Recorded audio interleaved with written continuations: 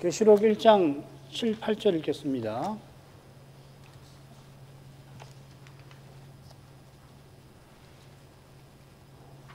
볼지어다 구름을 타고 오시리라.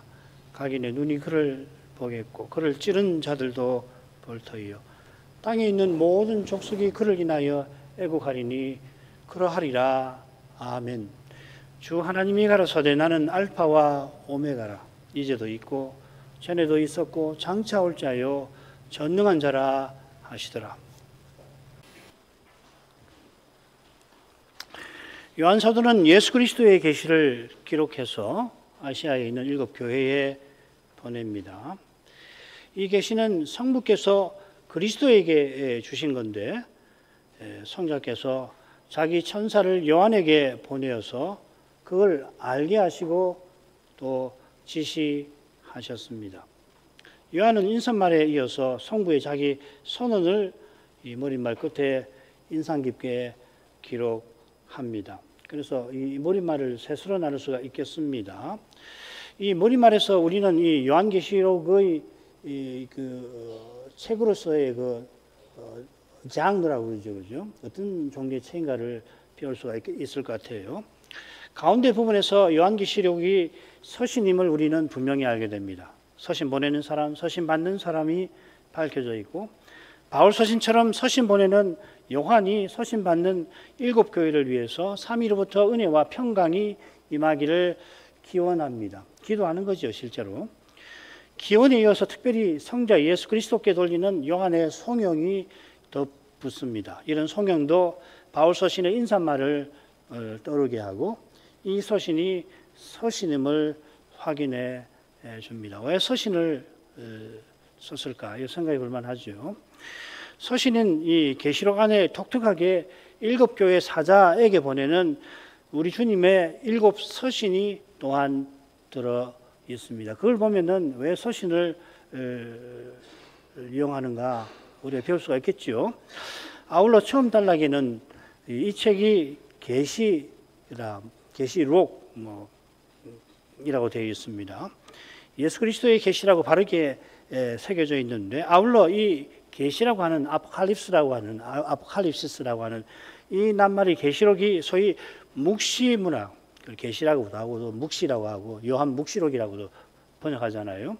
이 묵시문학과 비슷한 것임을 가리킬 수가 있을 겁니다. 이 묵시문학이라고 하는 것은 이 환상들을 정리하게 기록합니다. 제가 의도적으로 요한이 본 것은 이상이라고 표현하고 소위 묵시문학에서 환상이라고 그리고 구분해서 이 일부러 썼습니다. 영어로는 똑같습니다. 아포칼립스라고 되어 있습니다. 계시록도 그것과 비슷한 이상을 담고 있어서 흔히 묵시문학이라고 분류가 되죠. 그러나 주님과 사도 시대의 묵시문학, 주님 오시기 얼마 전 오시고 난 다음 한 넓게 보면 한 200년, 400년쯤 될 겁니다. 그 묵시문학이 그 시기에 많이 나오는데 그 유대교의 묵시문학과 달리 예를 들면 다니엘, 스가랴, 계시록은 구약 선지자들과 신약의 사도가 성신의 가마로 천상의전에서 보았던 이상들, 계시들을 담고 있습니다. 이상인데 그 계시 아니에요. 이런 점에서 예수 그리스도의 계시를 성부께서 보이시고 계시하셨다 이렇게 표현을 한 건 계시록에 기록된 많은 이상을 염두에 두고서 이런 이상을 요한에게 보이시고 알게 하셨다 이 말이죠. 예컨대 여호와께서 다니엘에게 느부갓네살이 꿈에서 본 이상을 보이시고 느부갓네살이 다니엘에게 내가 이런 꿈을 꿨다 이야기해 주지 않잖아요. 아주 절대 권력자라서 자기 박수들에게 내가 꿈에서 본 것은 너희가 말하고 그 해석을 보이면 내가 그 해석을 받아들이겠다 그렇게 하잖아요. 그러니까 그 박수들 거기 있는 꿈을 해석하는 사람들이 왕이여 이런 일 없습니다. 그렇게 하니까 다니엘이 하루 만미를 아리옥에게 얻잖아요. 이거 굉장히 특이한 일인데 느부갓네살이 하루 만미를 주니까 여호와 하나님께서 이 다니엘에게 느부갓네살이 꿈에서 보았던 이상을 보여주시는 거잖아요. 그 낱말을 여기 썼단 말입니다. 알게 하신다는 말은. 알게 하신다는 말은 모르는 사실을 깨닫는다는 게 아니라 이상을 보여준다 하는 겁니다. 그리고 지시한다는 낱말은 그 이상에 담겨 있는 뜻을 풀어 전하는 과정을 가리켜요. 이 낱말 자체가. 요한이 주의 날의 이상들을 보고 거기 담긴 교훈을 기록한 것이 이 요한계시록이라 하는 책입니다. 요한이 풀어 전하는 그 교훈을 통해서 이 이상의 내용을 살펴야겠죠. 가령 첫 번째 이상을 보면은 영광의 주님이 밤모섬에 유배된 요한에게 처음 나타나시는데 그 용모가 신비하고 거룩하십니다. 주님께서 7 촛대 사이를 지나 사이에 계시는데 이어 입으신 옷으로부터 해가지고서 해처럼 비치는 얼굴이 쭉 묘사가 되어 있습니다. 그런 다음에 예수님께서 요한에게 자기를 알리시고 명령하시죠. 그래서 요한들아 네 보는 것을 기록하라 하시고 네 본 것은 내 오른손에 7 별의 비밀과 7 금촛대라 하시고 그 7 별은 7 교회의 사자고 그 다음에 7 촛대는 7 교회라고 풀어주십니다.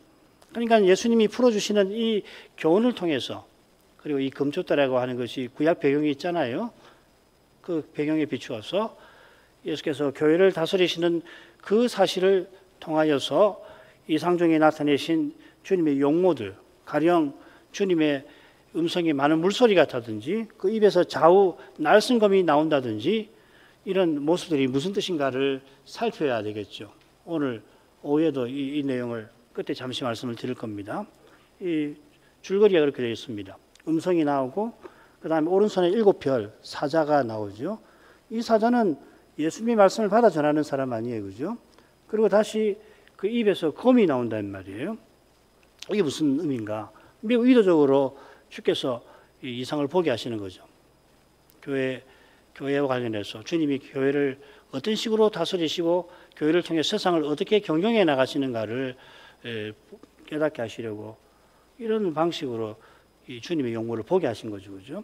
자, 그건 오늘 오후에 좀 더 설명을 드리고 아마 다음 시간에 더 설명을 드려야 할 겁니다. 셋째로 이 이상들이 반드시 속히 될 일에 관한 거라 이 책은 예언의 책이죠.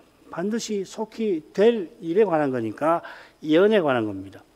예언이라고 하는 말은 장차 일어날 일을 미리 말한다 할 때 예언도 되고요.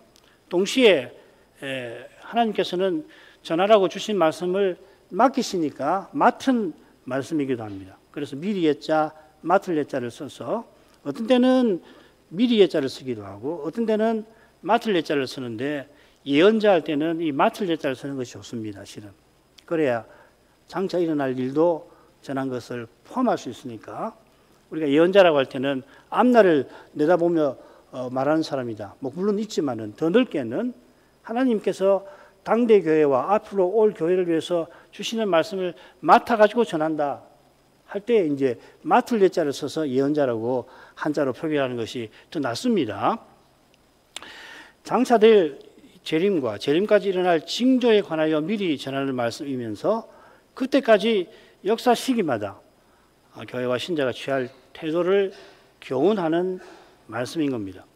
계시록이 이상을 통해서 장차 일어날 일을 예언하긴 합니다만은 세대주의처럼 주님 오시기 직전에 있을 일들만 주로 예언하는 것도 아니고 이것은 뭐 로마 새로 등장하는 로마고 이것은 어디서 일어날 세계적인 전쟁이고 뭐 이런 식으로 풀이하는 거죠.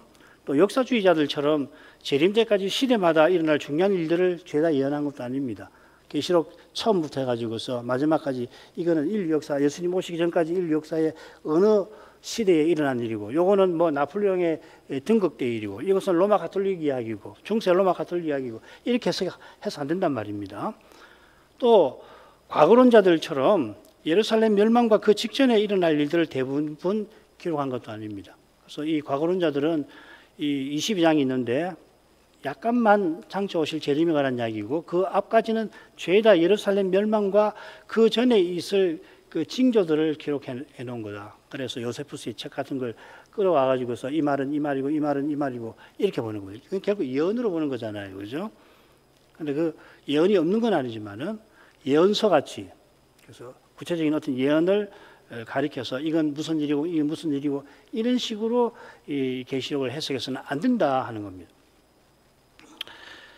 재림이나 재림의 징조들이 당연히 예언되어 있긴 합니다만은 그 예언된 일이 언제 어디서 어떻게 이루어진다고 설명하려고 하는 게 아니라 주님이 그때까지 역사를 어떻게 통치하시는가, 그 과정에서 주님의 통치의 마귀의 도전과 미혹이 어떤 양상으로 전개되는지를 우리는 계시록에서 살피고 배워야 하는 겁니다. 김홍정 목사님의 그 해석을 읽어드리겠습니다. 특별히 계시록 13장을 읽을 때에는 거기 짐승이 나오잖아요. 무태서도 나오고 물에서 먼저 나오고 또 무태서 나오는데 어느 때에 무엇이 어떻게 된다 하는 이야기를 무슨 예언하듯이 하지 않고 그것이 오늘 우리에게 가르쳐주는 바가 무엇인가를 찾아야 한다 하고서 본인이 겪었던 2차 세계대전 과정에서 일어났던 그 현상들이 어떤 의미인가 하는 것을 특별히 요한계시록의 그 짐승과 관련해서 해석해 가지고 우리가 이런 시대를 살고 있고, 그러니까 정치와 종교가 혼연일체가 되어가는 그런 경향. 그래서 얼마나 사람을 핍박을 합니까? 히틀러나 일제 일왕이 말입니다. 그런 시대를 어떻게 살아가야 할 건가를 우리는 통찰하고 그런 시대를 어떤 태도로 이겨가야 할 건가를 이 성경에서 배우려고 한 거죠. 자, 그러면 오늘 읽은 말씀 한번 보십시다. 이 7, 8절하고 1절부터 3절을 보면은 서로 짝을 이룰 만큼 비슷한 내용들이 되어 있습니다. 구름 타고 오시리라, 반드시 속히 될 일, 때가 가까웠다는 이야기죠. 모든 눈이 볼 거다. 이거 이 복에 관한 겁니다. 예언을 지키는 자는 복이 있다는 내용하고 관계되는 말씀이고요. 주 하나님이 말씀하신다. 그 하나님이 계시를 예수에게 주신다든지 종들에게 주신다는 거 관계되죠. 그 다음에 이제도 있고 전에도 계셨고 장차 오실 분, 그 칭호를 성부께 직접 언급하십니다. 둘로 나눠서 볼 텐데요. 다시 한번 읽지요. 볼지어도 구름을 타고 오시리라. 각인의 눈이 그를 보겠고 그를 찌는 자들도 볼 터이요. 땅에 있는 모든 족속이 그를 인하여 애곡하리니 그러하리라. 아멘. 주 하나님이 가라사대 나는 알파와 오메가라. 이제도 있고 전에도 있었고 장차 올 자여 전능한 하나님이라 하시더라. 자, 먼저 7절을 두 부분으로 나눠서 보죠. 7절은 문맥상 요한의 선포를 보는 것이 자연스럽고요. 번역도 그렇게 되어 있죠. 사실 이게 굉장히 어렵습니다. 그런데 이 계시록에 나오는 표현들, 그러하니이다, 아멘, 이런 표현들까지 다 찾아서 보면 이건 요한의 말로 보는 것이 좋겠다. 바로 앞에서 요한은 서신 받는 7교회를 위하여 삼위로부터 은혜와 평강을 빌면서 성령을 성자께 돌리지요. 이 찬송 받으시는 성자, 예수님은 하나님이시니까 찬송을 받으시는 거 아닙니까? 그 성자께서는 충성된 정인 죽은 자들로부터 먼저 나신 분, 땅의 임금들의 머리이십니다. 여기 이제 세 개의 칭호들이 열거가 되어 있는데 이건 그리스도의 직무와 관련된, 특별히 그리스도의 인성과 관련된 거죠. 직접 관련된 거죠. 충성된 정의는 주님의 십자가와 먼저 나신 자는 당연히 주님의 부활과 관련되고, 이 십자가 부활은 사람이신 그리스도가 죽고 다시 사시는 거 아니에요. 땅의 임금들의 머리는 부활하신 주님의 왕권을 분명히 가리킵니다. 예수님께 돌리는 그 성령에도 예수님의 십자가 부활 승천과 관련해서 그리스도의 직분이 암시되어 있습니다. 십자가 지신 주님은 부활 때 받으신 권세로서 역사 끝까지 온 세상을 통치하십니다. 7절은 주님이 그 끝에 마침내 세상에 다시 오시는 일을 다루고 있습니다. 성자 하나님이 기도하는 요한의 심령을 귀히 보시고 은혜와 평강을 7교회에 베풀어 주셔서 그리스도로서 주님의 교회를 역사의 길에서 인도해 가실 텐데, 그 위대한 역사가 마침내 끝나는 저 복된 날이 틀림없이 온다 하는 겁니다.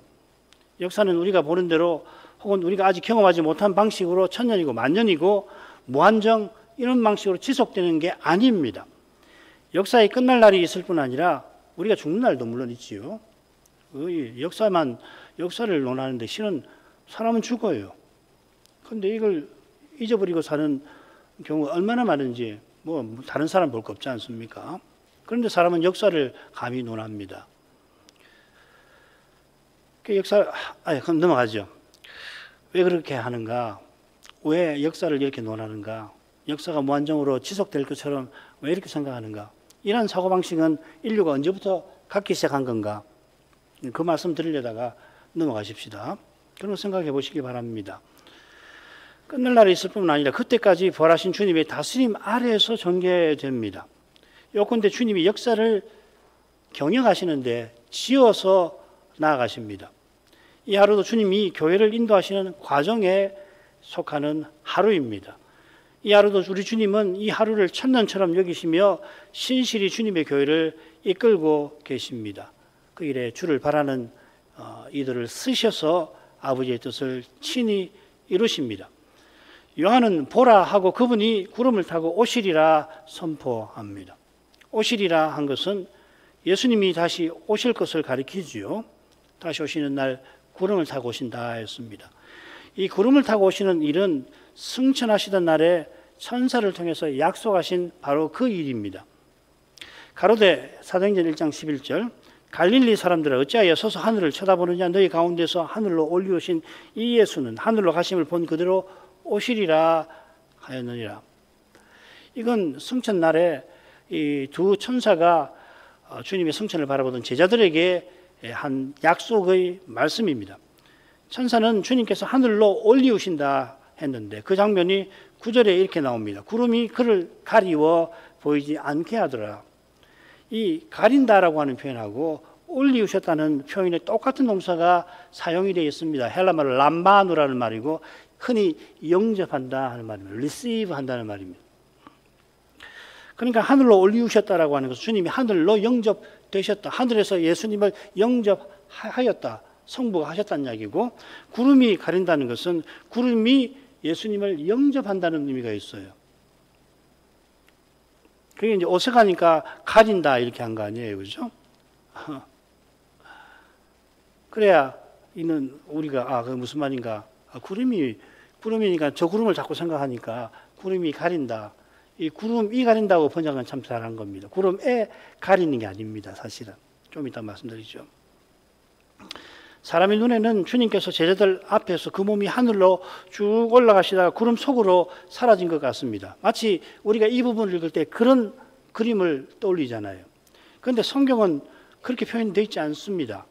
이 구름이 재림 때 타시는 바로 그 구름이고요. 그 영광구름이라고 그러죠. 그죠? 영광구름은 사람의 눈에 구름으로 보이는 실은 하늘입니다. 이 어디서 알 수 있냐면 에스겔이 이 바벨로니아 그발 강가에서 이상을 볼 때 구름이 북방에서 멀리서 오잖아요. 그죠? 구름이 북방에서 옵니다. 왜 북방에서 오느냐? 심판하러 오니까. 그렇게 해서 구름 속을 보지 않습니까? 에스겔은 이 제사장 대지상 같은 사람이라 하늘 지성소를 보는데 선자라서.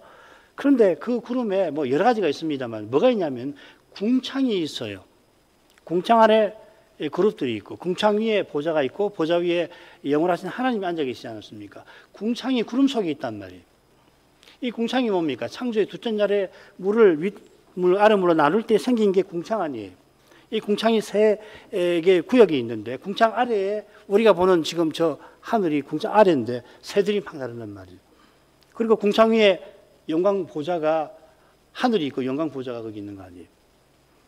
그러니까 이 구름은 우리가 늘 보는 구름처럼 이 에스겔에게도 보이고 지금 제자들에게도 보이지만 다른 겁니다. 영광 구름은 하나님의 보좌가 있는 그런 하늘을 가리키는 겁니다. 주님의 승천 때 보좌에 앉으신 하나님께서 이 하늘로 예수님을 영접하셨습니다. 하늘 성소에 나가신 거죠. 히브리서에서는 그렇게 설명하는 겁니다. 그래서 예수님께서 사람의 눈에 보이듯이 구름에 가리신 게 아니라 그 구름이 예수님을 영접해서 안 보이게 했다 한 겁니다. 이 광경이 둘째 환상, 둘째 이상이라고 해야 되겠습니다. 4, 5장에 생생하게 나올 겁니다. 천사들이 예수님께서 하늘로 가심을 본 그대로 오시리라고 예언했는데 요한도 천사들이 예언한 때로부터 수십 년 지난 지금 이 계시록을 쓰면서 예수님의 계시를 받고는 예수님이 다시 오실 일을 선포하는 겁니다. 사실 예수님 자신이 감람산 강화에서 맨 끝에 이 일을 이렇게 말씀하셨죠. 양과 염소 비유 맨 처음입니다. 인자가 자기 영광으로 모든 천사와 함께 올 때에 자기 영광의 보좌에 앉으리라. 예수님이 구름을 타고 오신다는 이야기는 모든 천사를 데리고 오신다는 뜻입니다. 좀 더 정확하게는 모든 천사를 데리고 심판하러 오신다 하는 뜻입니다. 계시록에 보면 구름 위에 사람의 아들 같은 이가 앉아 심판하시는 장면이 계시록 14장에 나올 겁니다. 또 다른 천사가 성전으로부터 나와 구름 위에 앉으니, 여기 앞에 14절에 보면은 사람의 아들 같은 인자와 같은 이가 구름 위에 앉아 있다 이렇게 되어 있습니다. 그게 우리가 아는 예수님 아니에요. 부활하신 주님. 향하여서 큰 음성으로 외쳐 가로되 네 낫을 휘둘러 거두라. 사실 이게 높임말로 해야 되겠죠. 거둘 때가 이르러 땅에 곡식이 다 익었습니다. 이 심판은 우편의 양들을 모으는 심판이 되겠고, 좌편의 염소를 모으는 것은 14장 뒤에 나올 겁니다. 자, 17절부터 20절이 그 내용입니다. 이런 배경에서 7절에 이어 나오는 내용을 살펴보십시다. 각인의 눈이 그를 보겠고, 이 헬라어로는 모든 눈이라고 했습니다. 근데 이제 결국 각 사람의 눈이 되겠죠. 바울은 예수님이 다시 오실 때 공중에 오신다고 했죠. 이는 지구상의 모든 사람이 오시는 주님을 뵙는 것과 붙어 있습니다. 지구상의 모든 사람이 아니라 죽은 사람도 보게 하시는데, 그때 주님을 뵙는 사람은 지상에 남아있는 자만 아닙니다. 죽은 자들도 그날에 부활합니다. 주 안에서 자는 신자들은 남아있는, 지상에 겉에 남아있는 신자보다 먼저 부활의 몸을 입을 것이라고 하는 놀라운 말씀을 데살로니가 교회에 주셨죠. 아울러 믿지 아니하는 자들을 또 부활하는데 심판의 부활로 나올 것이고, 그들도 주님을 볼 텐데 얼마나 무서운지 그 낯을 보지 않기를 바라서 산들아 내 위에 무너져라 한다 하지 않습니까? 요한은 이어 그를 찌른 자들을 언급합니다. 이 과거론자들, 계시록은 예루살렘 멸망에 관한 예언이다라고 해석하는, 주로 대부분이 예루살렘 멸망에 관한 예언이라고 해석하는 분들은 주님을 창으로 찌른 자들에 관해서 말한 것이다. 예수님 십자가 달리실 때 창 찌른 로마 군인들을 또 볼 거라는 말씀이다 이 말이죠.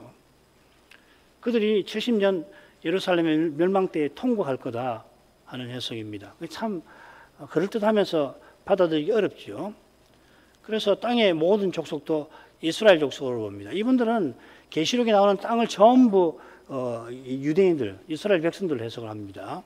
그러나 그를 찌른 자는 스가랴 12장의 예언과 붙어 있는 것 같아요.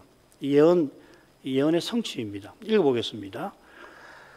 12장 10절부터 12절까지만 읽겠습니다. 내가 다윗의 집과 예루살렘 거민에게 은총과 간구하는 심령을 부어 주리니 그들이 그 찌른 바 그를 바라보고 그를 위하여 애통하기를, 독자를 위하여 애통하듯 하며 그를 위하여 통곡하기를 장자를 위하여 통곡하듯 하리로다. 그날에 예루살렘에 큰 애통이 있으리니 무기또 골짜기 하다드 림몬에 있던 애통과 같을 것이라. 온 땅 각 족속이 따로 애통하되 다윗의 족속이 따로 하고 그 아내들이 따라오고 나단 족속이 따로 하고 그 아내들이 따로 하고 등등등 이렇게 나옵니다.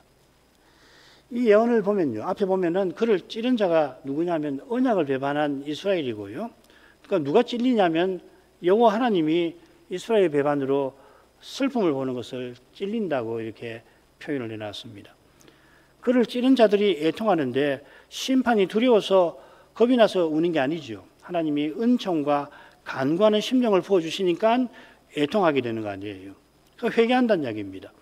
하나님을 배반해서 하나님의 심장을 찔렀는데 그런 자들을 회복해 주셔서 그 죄가 얼마나 큰지를 통곡하며 그 은혜에 감격하는 모습입니다.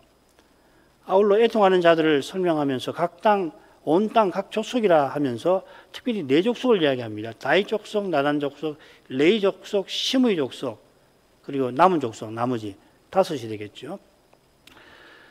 이스라엘 12지파를 나열하는 게 아니라 네 족속, 다윗, 나단, 레위, 시므이, 그 다음에 남은 족속이라고 합니다. 이 네 족속은 왕, 선지자, 제사장 직분과 붙어 있는 것 같고요.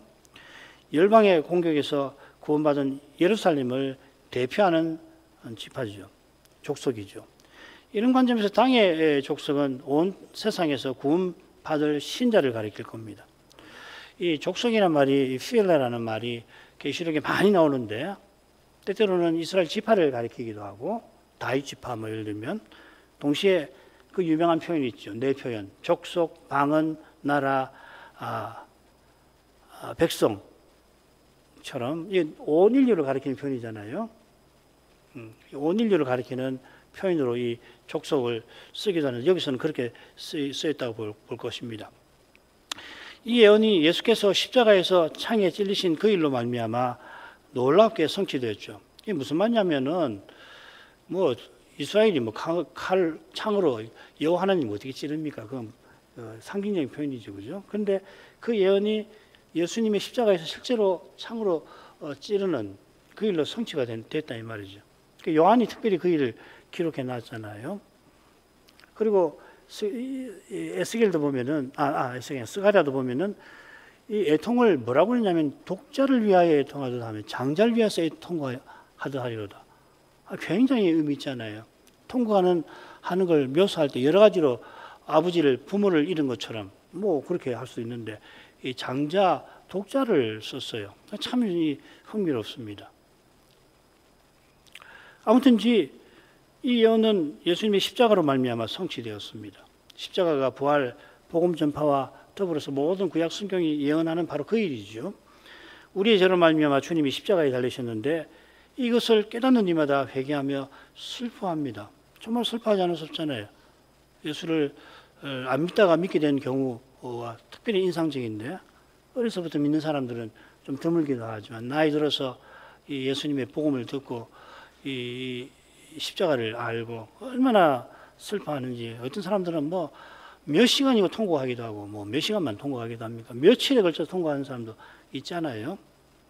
그러나 통곡이 중요한 게 아니라 날마다 자기 죄를 깨닫을 때에 그 십자가에서 얼마나 슬픈 말이에요. 죄에 대한 죄를 깨닫는 마음에 찾아드는 그 슬픔 이게 떠나면 안 되는 겁니다. 이게 떠나면 사람이 교만해지는 거죠. 자, 이런 자가 장차 재림 때에 공중의 주를 영접하게 되겠죠. 자, 이런 내용을 비춰보면은 각인의 눈, 그 다음에 찌른 자들, 땅의 모든 족속은 결국은 믿는 사람들을 표시한다고 말할 수 있겠죠. 그죠? 그래서 1장부터 3절에 보면 이 예언을 읽는 자, 듣는 자, 지키는 자가 복이 있다는 내용하고 짝을 이룬다고 말씀드렸잖아요. 실제로는 구원이 완성되는 장례를 묘사합니다. 이런 내용이 짝을 이루는 첫째 부분과도 잘 어울립니다. 때가 가까웠기 때문에 예언의 책을 읽고 듣고 지키는 자, 복을 얻는데 그 복은 은혜와 간과하는 심령을 받아 회개하는 태도가 딱 붙어 있는 거죠. 아울러 반드시 속히 될 일과도 붙어 있습니다. 구름 타고 오실 때 완성된 구원을 회개하는 그들에게, 우리에게 주실 것입니다. 요한이 주께서 오실 일을 전하고 그러하리라 아멘 합니다. 매주 말에서는 주님께서 이 그러하리라는 표현을 쓰세요. 그 진실로, 헬라말로 나이라는 말입니다. 네, 진실로 내가 속히 오리라 하시니까 요한이 아멘 합니다. 요한의 아멘은 주님의 진실하심에서 나온 겁니다. 그처럼 요한이 그러하리라 한 것은 내가 속히 오리라 하신 주님의 말씀을 확신한 표현이죠. 그 다음 주 하나님의 말씀을 요한이 전하는데 주 하나님이 말씀하신다는 표현이 문장 가운데 나와 있습니다. 이거 좀 그 차례대로 번역해 볼게요. 나는 알파와 오메가라. 주 하나님께서 말씀하신다. 이제도 있고 전에도 있었고 장차 올 자요 전능한 자라 이렇게 되어 있습니다. 그러니까 이제 주 하나님이 말씀하신다는 게 가운데 있는 거죠. 주 하나님의 말씀은 어떻게 시작됐냐면 나는 누구누구라 하고 시작됩니다. 이 유명한 표현 에고 에이미가 요한복음에 7번 아주 중요하게 나온다는 거 기억하시죠? 나는 생명의 떡이라 세상의 빛이라 양의 문 선한 목자 부활 생명 길 진리 생명이라 참 포도나무라 7번 이렇게 중요하게 썼습니다. 여기 중요한 것은 나는 누구누구라 하고 새긴 이 표현이 출애굽기 3장 14절에서 뭐라고 번역되냐면 스스로 있는 자라고 번역이 되어 있습니다. 히브리 말로는 에흐예고요. 이 에흐예라고 하는 그걸 영어에 보시면 어떤 영어는 I am이라고 번역하는데 대문자로 I am이라고 번역을 해놨습니다. I am이 너를 보낸다. 나는 스스로 있는 자인데 스스로 있는 자가 너를 보낸다고 그렇게 전하라 모세에게 일러주잖아요. 거기 보면은 이 스스로 있는 자가 히브리 말인데 그걸 그대로 번역하면 I am입니다. 나는 있다, 나는 이다라는 있다. 비슷하게 여기서 주 하나님께서 나 여호와는 알파와 오메가라 이렇게 말씀하시는지 모르겠습니다. 학자들은 이렇게 말씀하시는 걸 단정하는데 뭐 단정까지는 아니지만은 우리가 지난번에 생각한 것처럼 이제도 있고 전에도 있었고 장차 올 자라는 성호 또 전능한 자 성호는 여호와 칭호와 딱 붙어 있는 거 아니에요. 하나님이 나는 알파와 오메가라 하십니다. 알파와 오메가는 알파벳 24글자의 처음과 마지막입니다. 이 알파 오메가가 계시록에 3번 나오는데 다른 2번은 시작과 끝, 또 처음과 나중과 함께 이 표현이 나와요. 그래서 이 알파 오메가라는 말이 무슨 뜻인가를 더 분명하게 알 수가 있겠습니다. 그러니까 요한계시록이 이 헬라어로 쓰여졌다면은 그 헬라어 처음 글자하고 마지막 글자 계시하신 것을 말씀하시면서 계시하신 것을 마침내 이루신다는 뜻이 아마 있어서 알파 오메가라고 한 것 같아요. 아람어 성경을 보니까 거기는 이제 히브리어 알렙이거든요. 알파와 같은 게 알렙, 알렙에서 알파가 나오는데 아무튼지 그리고 마지막 글자가 타우입니다. 그래서 알레가 타우라 이렇게 말씀하시는데 계시와 관련해서 그렇게 쓰겠죠.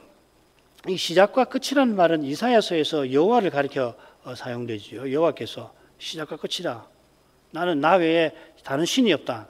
왜 그러냐? 내가 시작과 끝이라서 그렇다. 이 말이죠. 역사를 태초에 창조하셨고 역사를 주관하셔서 창조와 구원의 목적이 되시는 분이시라. 내가 참 하나님이다. 우상은 그렇지 않다. 그렇게 하시면서 시작과 끝이라는 말씀을 하십니다. 여호와께서 홀로 하나님이신 것을 나타내는 거죠. 이 진리가 여호와께서 여호와의 종이 되신 데에서 성육신에서 환히 드러났습니다. 예수께서 이사야가 예언하던 그 여호와의 종으로서 고난받으시는 십자가에서 아버지께서 자기 아들을 아끼지 않고 내어주신 사랑이 온전히 나타났고 이보다 놀라운 하나님의 계시가 어디 있어요? 하나님은 내가 누구라고 드러내기 계신데 여기서 하나님이 자기를 드러내시는 가장 생생하고 고귀하고 아름답고 온갖 좋은 말 선하시고 자비하시고 온갖 선한 이 형용사와 부사를 붙여서 표현할 수 있는 자기 계시 아니에요. 거기서 하나님께서 거룩하신 하나님 홀로 참 하나님이심이 찬란하게 계시되었습니다. 그런 사랑으로 하나님은 장차 그리스도를 세상에 다시 보내셔서 우리에게 약속하신 약속을 다 이루어 주실 것입니다. 구원과 창조의 목적이 재림에서 완성되는 겁니다. 무엇보다 우리가 그리스도와 같아지는 부활에 이르게 해주시는 그 일이죠. 이는 우리 각각이 부활의 몸을 입고 그저 죽지 않고 영원히 사는 정도가 아니라 부활하신 그리스도와 같이 영원히 하나님을 가까이 하고 섬기게 하신다는 이야기입니다. 나가 함께 그리스도를 영원히 드러내는 것이죠. 이게 얼마나 고귀한 일인가. 이걸 모르면 기독교 신앙이 말입니다. 예수 그리스도를 믿습니다 하면서도 결국은 이걸 놓치면은 어디로 가기 쉬우냐면 자기 성취로 가기, 자기 만족으로 가기 참 쉽잖아요.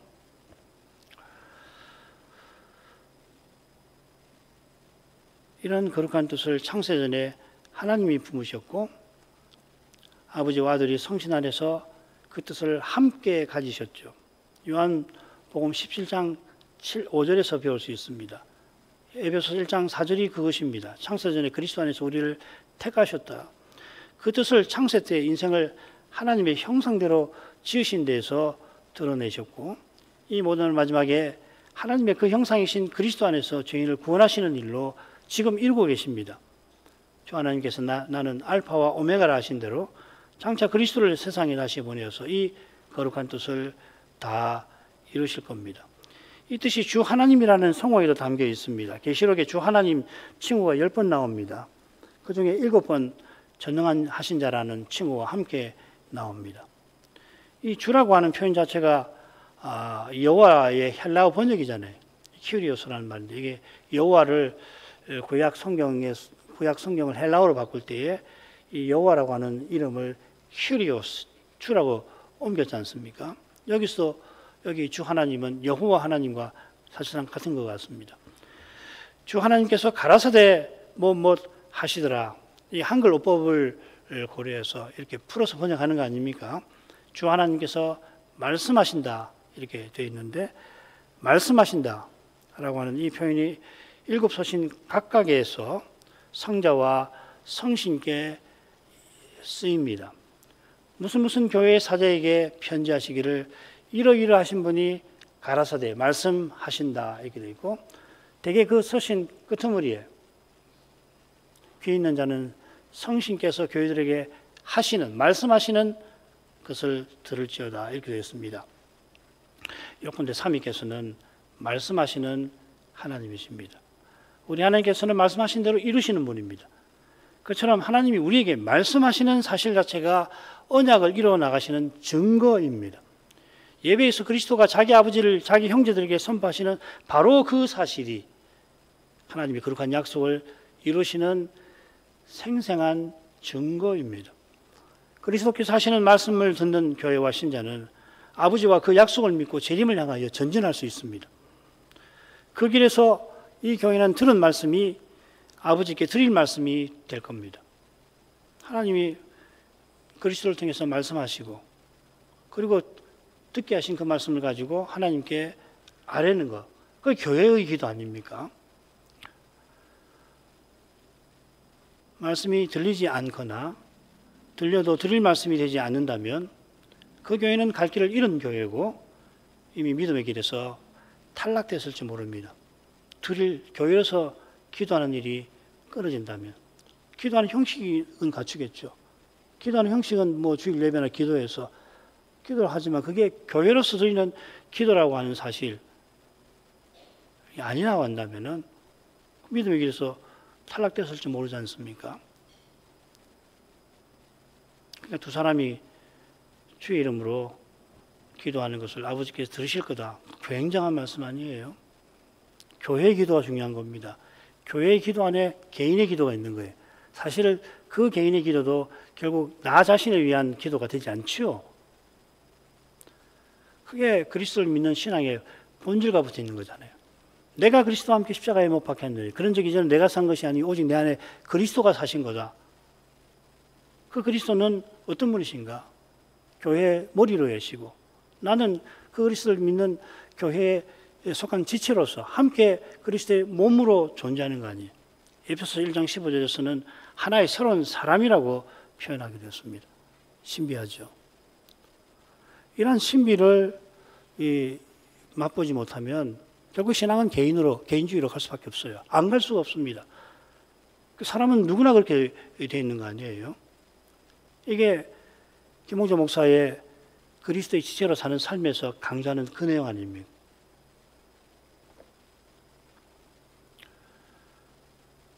팔절 후반절에 나오는 두 성우는 이미 살폈으니까 그리고 그 교훈은 나는 알파와 오메가라 하신 말씀과 같습니다. 오늘 이만큼 하죠. 거룩하신 아버지 주님께서 예수님에게 계시를 주시고 그 계시를 주의 종 요한에게 보이시고 지시하셔서 이 시대의 교회들이 요한이 기록한 이 성경을 통해서 이 시대의 주님의 교회로서 서나갈 길을 발견하게 하시고 그 신자 각각이 그 길에 행할 지혜와 힘을 또한 얻게 하십니다. 주 하나님께서 내가 알파와 오메가라 선언하신 거기서 이날에도 하나님께서 그리스도를 통해서 그와 같이 선언하시는 신비를 통하여 하나님께서 이제도 말씀하신 대로 친히 이루어 나가신다는 이 진리를 믿을 수 있게 하십니다. 자비하신 아버지, 믿음으로 구원 얻게 하신 그 거룩한 뜻을 주께서 말씀하신 그 약속이 사람 눈에, 사람의 생각과 경험에 비추어서 그 약속이 영영 이루어지지 않을 것 같은, 도무지 마음에 와닿지 않고 내가 살아가는 일상에 그 약속이 무슨 관계가 있을까 싶은 그런 때에, 그러나 말씀하시는 하나님을 참으로 의지하게 하셔서 바로 거기서 하나님이 말씀하신 대로 이루어 가시는 바로 그것을, 이 신비한 사실을 맛볼 수 있게 해 주옵소서. 그것이 보는 것으로 행치 않고 믿음으로 행하는 것이오며 그 믿음으로만 믿음의 길을 끝까지 걸어갈 수 있겠나이다. 하나님 아버지, 이 시대에 주께서 친히 세우신 교회의 강단들에게, 주의 사도들에게 말씀을 주셔서 그 말씀을 전하고 받게 해 주시옵소서. 예수님 이름으로 기도합니다. 아멘.